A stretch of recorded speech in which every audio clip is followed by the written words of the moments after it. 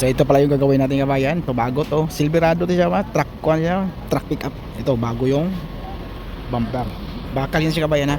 Ito plastic, bago yung grill din sa loob. Silverado truck pickup, ano modelo to? So, maganda to siya kabayan. Talagang maganda tong sakyan na to. Laki.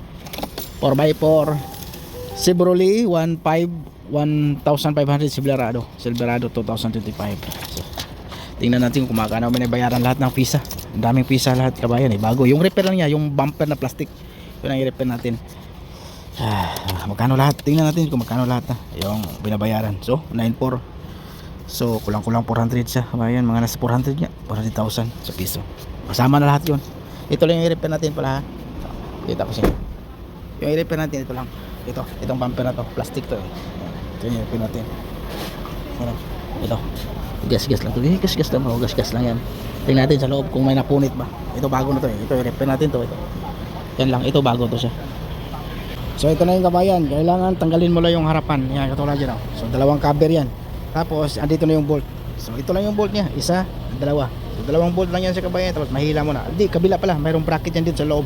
Sa labas ha. Sa baba ka magtanggal. Tapos kabila din mayroon. So yun lang. Tanggal na siya agad. Yung harapan lang. Grill. Tapos so, tanggal na. So ganun ang pagtanggal ng kabayan sa truck pick up ng Chevrolet Silverado